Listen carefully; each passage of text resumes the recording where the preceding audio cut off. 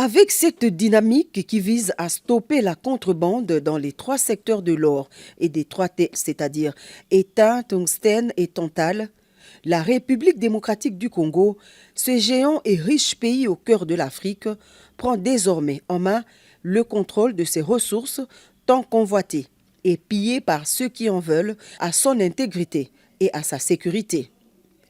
Un vendredi 13 janvier historique pour la nation chère à Félix-Antoine Tshisekedi Tshilombo, président de la République, qui effectue sa première expédition d'or vers les Émirats arabes unis par le biais de sa nouvelle société dénommée Primera Gold RDC SA. Un partenariat commercial équitable, fruit de la diplomatie agissante du président de la République, après sa mission effectuée aux Émirats arabes unis en octobre 2021, où il a conclu avec son homologue émirati à Abu Dhabi plusieurs protocoles d'accord en faveur de divers secteurs vitaux de l'économie congolaise. Une cérémonie solennelle en présence de plusieurs personnalités et animateurs des institutions publiques, mais aussi de la partie émirati, représentée ici par le président directeur général de Primera Gold RDC et chargé d'affaires des Émirats en RDC.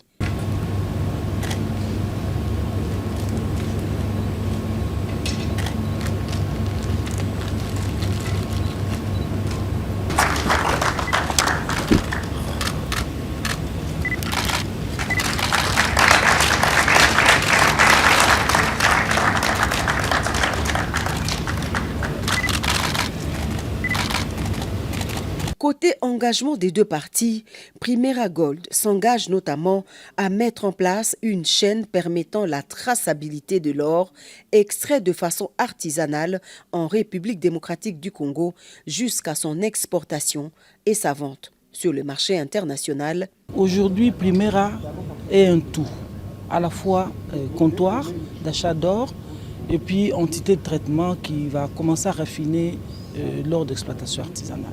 Donc nous avons au bas de la chaîne, nous avons le service d'encadrement SAEMAP et au bout de la chaîne, nous avons le centre d'expertise et d'évaluation et de certification des minéraux, donc CEC en sigle, qui lorsque l'entreprise a déjà fait son achat, va passer par le CEC pour que le CEC puisse certifier la teneur et puis la valeur même du minerai avant l'exportation à l'étranger. À Kinshasa, les négociations se sont poursuivies au niveau du gouvernement entre le Premier ministre et les délégués émiratis. De ces négociations aboutiront la signature au mois de décembre dernier d'un contrat de partenariat visant la fraude minière. Véritable avancée diplomatique et économique qui vient briser la chaîne fictive des intermédiaires et autres réseaux des négociants informels. Pour le président de la République Félix-Antoine Tshisekedi Tshilombo, c'est une nouvelle page glorieuse d'histoire qui s'ouvre pour la RDC et son peuple. J'ai toujours mis un accent particulier sur le fait que nos ressources naturelles, plutôt que de garantir notre bonheur, n'ont jusqu'ici que constitué la raison de nos malheurs. Contrairement à ce qui a été dit ici et là par les mauvaises langues, c'est exactement ce genre de partenariat que j'avais recherché avec nos voisins pour mettre fin à ce trafic et cette contrebande de nos minerais et pouvoir les faire profiter à nos populations respectives en créant évidemment cette chaîne de valeur qui va apporter beaucoup de bénéfices à nos pays et à nos peuples respectifs. Malheureusement, je n'ai pas été entendu de cette oreille et certains de nos voisins ont préféré, eux, continuer à emprunter ce chemin parsemé d'embûches, mais surtout de sang de nos compatriotes. En seulement une semaine de collecte, 28 kilos de lingots d'or en guise d'échantillon d'une valeur estimée à 5 millions de dollars. L'objectif pour les partenaires, c'est produire entre 15 à 25 tonnes par an. Sur le terrain, grâce à ce système de traçabilité efficace, Primera Gold RDC a tout d'abord procédé par l'identification des zones d'exploitation artisanale ainsi que des sites miniers actifs, des exploitants miniers artisanaux et des coopératives dont ils sont membres. Ce qui permettra de mettre fin à la présence des personnes non éligibles dans la chaîne d'approvisionnement.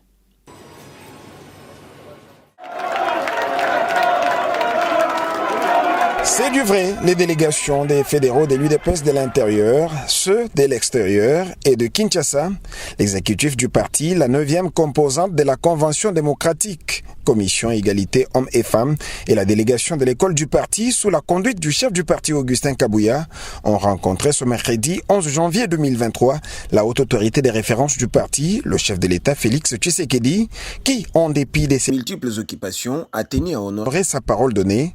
Occasion pour Manabouté de lui témoigner la reconnaissance de l'équipe. Excellences, Monsieur le Président de la République, d'entrée de jeu, nous tenons à vous remercier sincèrement. Malgré vos multiples occupations, vous avez accepté d'accomplir votre promesse faite avant notre descente à Kisantu. Vous m'avez dit, après la rencontre de Kisantu, demandez à tous nos compagnons d'élite de venir, je vais vous recevoir. Tour à tour, les représentants des délégations ont présenté le vœu de longévité, succès, sécurité et réussite au premier des citoyens congolais avant de lui soumettre des desiderata. À vous souhaiter une longue vie, beaucoup de courage, d'énergie, de sagesse. Le Tout-Puissant vous fasse porter son bâton de protection pour l'année 2023. Unanimement, et en présence de la haute autorité des références de l'UDPS, toutes les délégations n'ont pas hésité au cours de leurs allocutions respectives de reconnaître le leadership éclairé de Augustin Kabouya. Mais quand vous accueillez aujourd'hui chez vous, pour moi, vous avez mis fin à ces mauvaises gages. Mais le chef ne voudra pas réagir aux préoccupations de l'assistance sans rétorquer aux vœux lui présenter.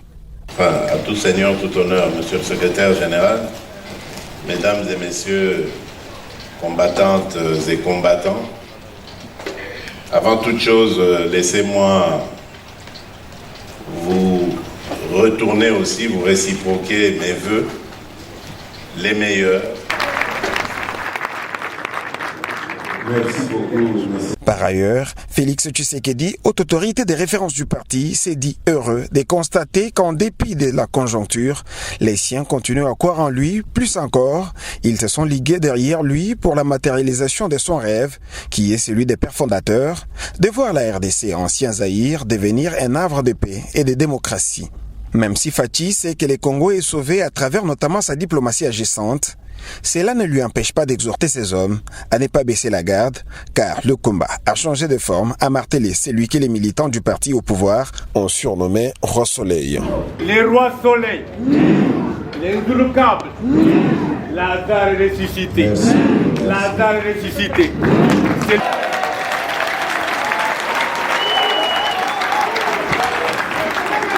À tous, Fachi a recommandé la patience avant de voir les bouts du tunnel, tributaire notamment de la matérialisation de l'ambitieux programme de développement à la base de 145 territoires.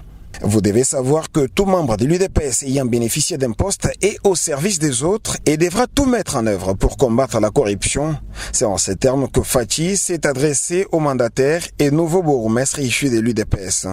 Se joignant à l'Assemblée, la haute autorité des références du parti, Félix Tshisekedi, a adoubé le plein pouvoir de Augustin Kabouya à la tête de l'UDPS, récemment renforcé aux assises de Kisantu. Mais aussi a-t-il demandé à tous de se soumettre. L'objectif étant de voir le parti de Feu Etienne Tshisekedi évoluer dans un élan de conserver le pouvoir le plus longtemps possible. Il y a lieu de dire que cette étape cristallise de plus en plus la session extraordinaire de la CDP du 6 au 7 janvier 2023 à Kisantu dans le Congo central, dont les résolutions ont consisté à la désignation de Félix Tshisekedi comme candidat président à l'élection présidentielle de 2023 et à renforcer les pouvoirs de Augustin Kabouya à la tête du parti au pouvoir.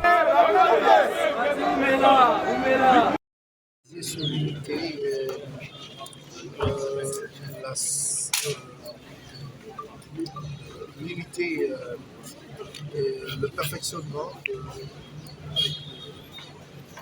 fonctionnement des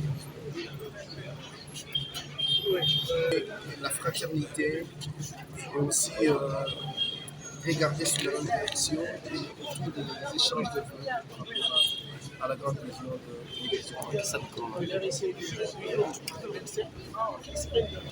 Il n'y a pas de problème au niveau de l'RC, mais il y a peut-être un malentendu par rapport à la prise de position des quelques-uns que j'ai aujourd'hui demandé avec les autres orateurs qui ont été très brillants. On a demandé à tout le monde de tempérer un municipal qui tend à jeter le discrédit sur l'institution. Et ce qui est fondamental est resté une question de rappeler à un certain nombre de gens qui sont enfants de Dieu au départ, et serviteurs de Dieu par rapport à tout ça nous attend comme défi.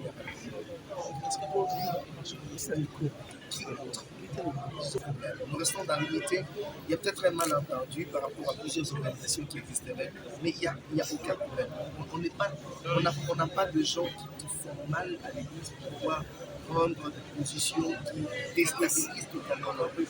Peut-être qu'il y a certaines organisations qui peuvent de temps en temps dissiper, clarifier, pouvoir mettre tout le monde en confiance dans le fonctionnement de manière ordinaire. Et c'est dans ça que nous sommes versés. Il n'y a aucun problème. Vous savez, nous, en tant qu'enfants de Dieu, il y a la marche spirituelle, la marche morale, tout ça. Mais je crois que de moins en moins, on parle de la mauvaise marche morale. Et que les gens se réveillent de plus en plus. Ils commencent à comprendre que beaucoup de choses dépendent aussi de nous. Parce que le problème de ce pays, ce n'est pas seulement Mobutu, Kabila, Bemba et les autres. Je crois que le problème de ce pays dépend aussi de l'Église.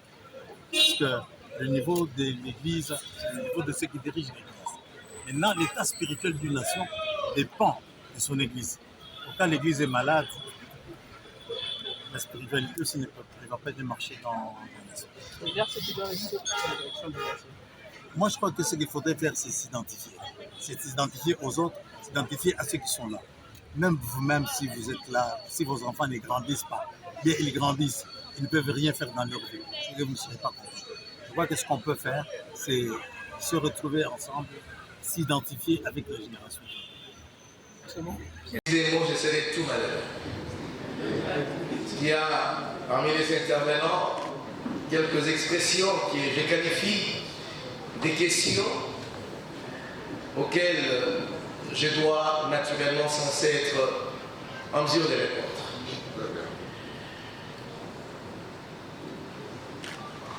J'ai pensé apporter un message si court que je serai en train, par ricochet, ramener quelques éléments et entrer à ma vision, parce que tout à l'heure, on a parlé de la vision, ça fait partie des questions auxquelles je suis censé répondre. Je vais trouver une symétrie qui me permettra d'équilibrer dans mon expression en même temps le message charismatique que je pourrais passer et de l'autre côté la transmission de la pensée en ce qui concerne l'institution que je dirige.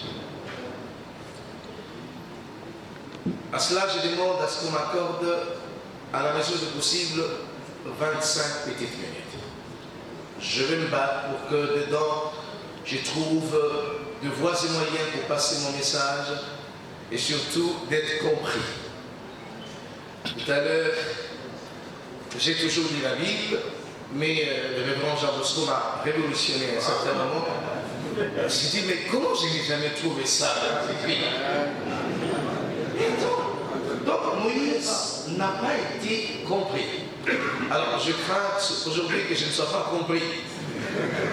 Je crains.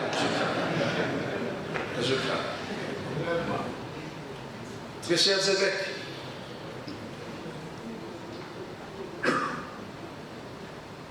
mon message et le thème que j'ai hâte de partager, c'est les squelettes. Il n'y aura pas d'esprit sans le squelette. Je pense que tout part des squelettes ou des squelettes. Le squelette, c'est tout simplement une ossature d'après la grande vision que Dieu a donnée à Ézéchiel, qui a donné un sens à une forte armée qui devait jouer son rôle en son temps. Mais il y a quelque chose qui m'embarrasse personnellement. C'est quoi en fait la chose? J'ai essayé de dissiper ces malentendus, de clarifier, d'essayer d'ouvrir la pensée de quelques personnes autrefois. Lorsque j'entends parler d'un terme que je qualifie personnellement d'irrespectueux à l'égard de l'Église, je cite enfant. Écoutez, j'aimerais que nous comprenions tous. Je ne sais pas si l'on pourra avoir la même approche, les mêmes approches, mais prenons celle-ci. Quand il a fallu que le Seigneur, le Dieu Adonai, le Père, nous parle de l'arrivée du Christ par le prophète, il a bien dit qu'un enfant nous est né. Mais pour que le salut arrive, il évolue en disant un fils nous est donné. Vous allez constater qu'à l'arrivée du Christ, le rare fois où Dieu la Bible parle de l'enfant, c'est quand il est né et que les mages sont venus pour l'adorer et déposer leurs offrandes. Dès lors que le moment était venu pour qu'il exerce, Dieu ne l'a plus jamais appelé enfant. Il a dit mon fils, bien-aimé en qui j'ai mis toute mon affection. En réalité, fils c'est quoi? Fils c'est une figure, une représentation du Père incarné en pensée, en exécution, en énergie et en force. Si vous voulez le comprendre, c'est le bras du Père parmi les hommes. C'est que si on devrait avoir un discours autour de l'Église par rapport à ceux qui sont appelés, même si quelqu'un serait engendré dans votre ministère, prenez soin en les présentant de dire fils et non enfant, c'est irrespectueux. Enfant veut dire celui qui n'est pas encore habile de pouvoir agir de soi-même, celui qu'on peut amener en Égypte pour fuir, héros. Mais le fils, c'est celui qui peut exercer le plein pouvoir et faire la fierté du royaume. Souffrez que je dise de certaines choses qui fassent mal, ou quelques-uns qui fâchent même. Église, je ne sais pas au jour d'aujourd'hui. Donner l'offrande, se mettre à genoux. On ne doit pas perdre ces choses-là, quel que soit le niveau que nous pouvons atteindre. Et je crois que quand nous sommes dans des assises comme cela et que Dieu nous fait grâce de commencer cette nouvelle année, nous pouvons que l'acclamer, le rendre.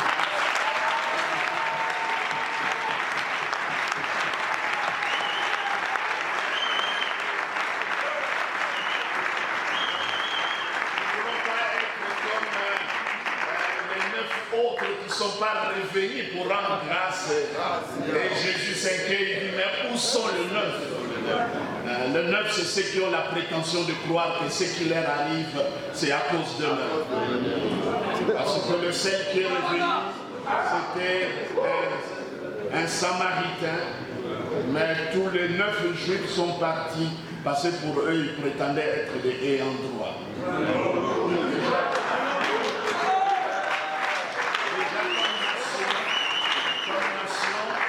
Avec tout ce qui se passe, nous continuons à tenir debout et que nous avons un président qui tient encore debout. Nous pouvons dire merci à Dieu. Merci aussi pour notre président et notre évêque. Vraiment, je tiens à lui dire merci. Souvent, vous ne me voyez pas dans vos réunions, mais avec lui, nous sommes souvent. Et nous partageons le fardeau de notre Église. Vraiment, je tiens à vous remercier, Excellence, pour cette occasion. Vous n'étiez pas obligé que je sois choisi, mais vous l'avez fait et je me sens honoré. Je dis merci de tout cœur. Que Dieu vous bénisse.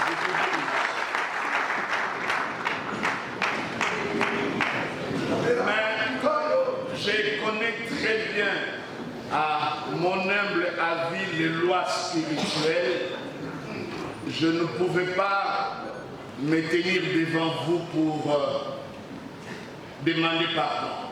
Et je vais donner la raison. Parce que lorsque les conflits éclatent, chacun se laisse emballer par ses émotions et ses sentiments. Et parfois il nous arrive de dire des paroles très maladroites. Et même lorsqu'on est méchant, on croit défendre les intérêts de Dieu. Comme l'a été le cas de l'apôtre Paul quand il tuait les chrétiens.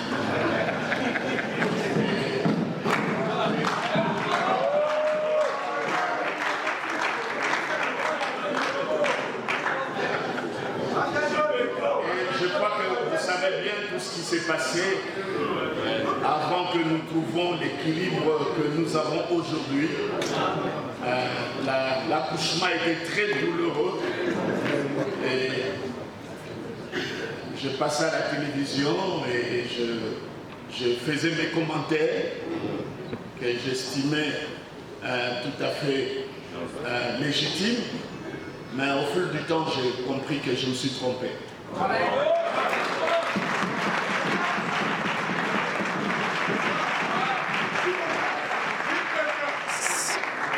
Comme nous sommes des êtres spirituels et nous connaissons la valeur des paroles, on peut dire les choses et vous oubliez, entre-temps ça continue à agir au milieu de vous. C'est comme ça, la main sur le cœur, je tiens vraiment à demander pardon.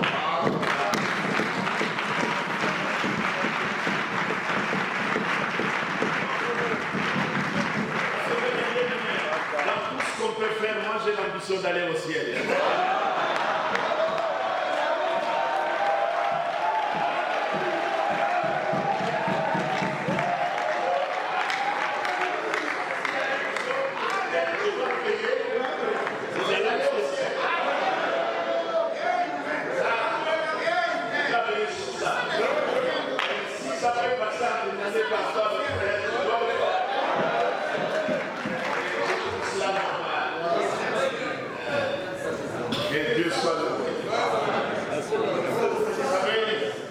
Après beaucoup de marches avec le Seigneur aujourd'hui, 42 ans, ce n'est pas une prédication qui peut me manquer.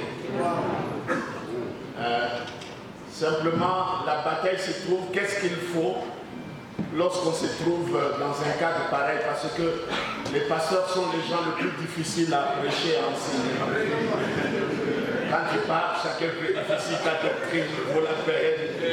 Est-ce que ces mots, tu l'as placé à la place qu'il faut? Et d'autres, même quand tu enseignes, lui n'entend pas, il prend ça comme une matière première pour aller prêcher ailleurs. Quand il faut parler au pasteur, ben voilà. Mais je crois que nos cœurs sont disposés à écouter la parole du Seigneur. Tout passera, mais la parole ne passera jamais. Ça, c'est l'assurance que nous gardons dans notre cœur. Nous avons une très belle église, l'église du Réveil ici au Congo. j'estime que nous ne sommes pas des catholiques, pas de protestants, pas de musulmans. Nous ne sommes pas d'autres religions, mais nous sommes de l'église de Réveil. Et cette église, c'est une église extraordinaire. Nous avons eu l'occasion d'aller partout dans le monde, c'est vrai, au Nigeria, au Ghana, au Kenya, je peux citer ces grands pays évangéliques. Mais je peux vous dire, mes bien-aimés, le chemin que nous avons déjà parcouru, et quand nous nous retrouvons comme cela, nous qui sommes de la première heure, nous pouvons bien nous rendre compte que Dieu est en train d'agir au milieu de nous. Parce que si vous ne reconnaissez pas ce que Dieu fait, vous ne pourrez pas nous rendre grâce. C'est vrai qu'il y a des petits problèmes qui ne manquent pas, c'est inhérent à la vie, mais on n'a pas de vrais problèmes majeurs.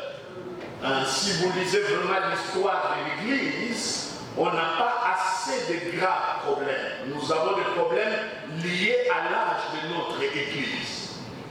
Et plus que nous allons grandir, le problème va se résolver demain.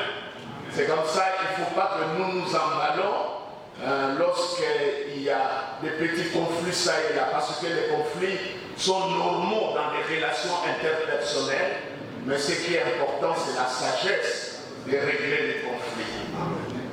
Alors, je voulais nous entretenir sur la sagesse, mais lorsque j'étais assis, et le révérend peut bien le remarquer, j'ai cherché un stylo, et j'ai eu à cœur de partager avec nous ces textes de Exode chapitre 1er,